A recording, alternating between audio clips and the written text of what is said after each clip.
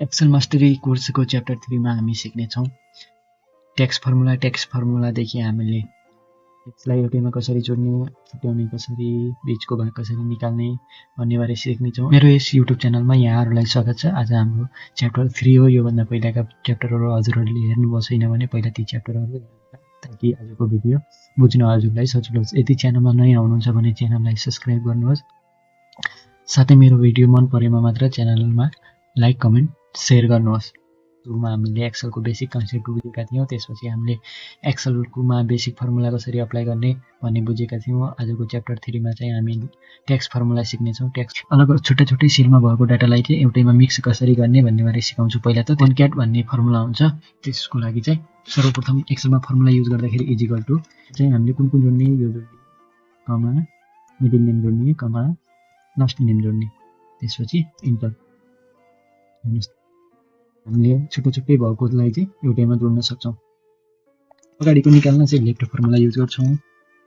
Equal to left त्यहाँबाट अनि कसमा left निकाल्ने हो, त्यसमा कमा कति चाहियो, पहिलो नामको लागि फर्स्ट नेमको लागि कति चाहियो, या चाहिँ आरआई हरि भने पहिलो नेम हो, त्यसको लागि 4वटा अङ्क चाहियो, इन्टर। त्यसै गरी मिडल निकाल्नु पर्यो। अब बीचको नाम चाहियो लाइनलाई भनेपछि इजिकल टु फर्मुला लगाउने, कसमा चाहियो त्यसमा कमा, यहाँनिर स्टार्ट नम्बर भनेपछि चाहिँ यो पश्चात चाहिँ मिडल नेम चाहिँ कहाँदेखि स्टार्ट भइरहेको त 1 2 3 4 5 देखि स्टार्ट भइरहेको, पाँचौँमा चाहिँ पाँचौँदेखि मिडल नेम स्टार्ट भइरहेको 5।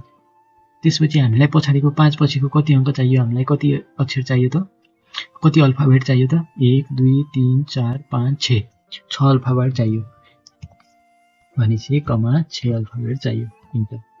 हेर्नुहोस् त पश्चात आयो।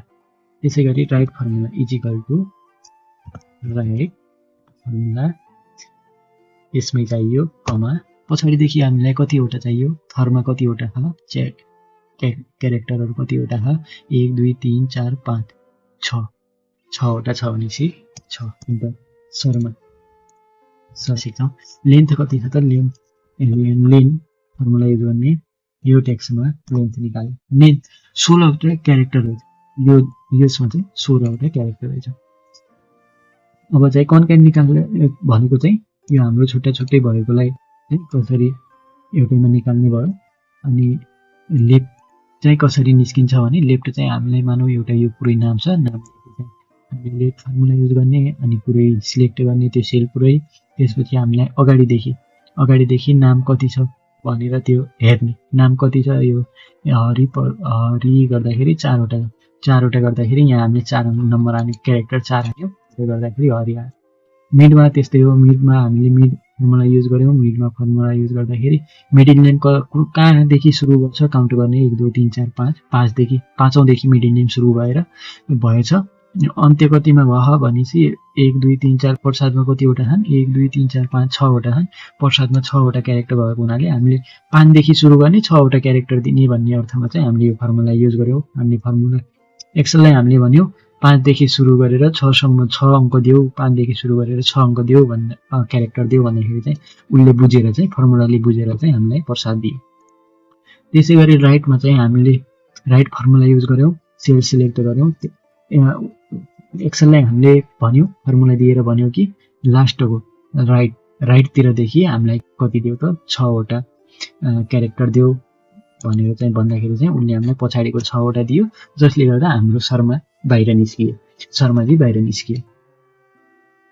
एक्सेलमा हामीले क्लिनिङ गर्दै गर्दा कति बेला हामीले कन्ट्री कोड, मानौँ यो नम्बर छ, नेपालको नम्बर छ या इन्डियाका नम्बर होला, हामीसँग धेरै डाटाहरू होला, विभिन्न ठाउँका नम्बर होला, त्यसमा चाहिँ हामीलाई भने कसैले कन्ट्री कोड निकालेर देऊ भने, त्यस्तो अवस्थामा कन्ट्री कोड निकाल्नलाई चाहिँ यसले फेरि लेफ्ट फर्मुला युज गर्ने, भने लेफ्टमा चाहिँ हामीलाई कति चाहियो, 3वटा, यो टेक्स्टमा चाहिँ हामीलाई कति चाहियो 3 गरेर चाहिँ यो कन्ट्री कोड हामीलाई चाहियो मात्र निकालेर हामीसँग 1000 डाटा होस् या लाखौँ डाटा भए पनि हामीले एकैचोटिमा कन्ट्री कोड निकाल्न सक्छौँ। यति कामको लागि मान्छेले 1000-1200 यसरी फ्रिलान्सिङ गरेर कमाउँछन्, यस्तै काम गरेर।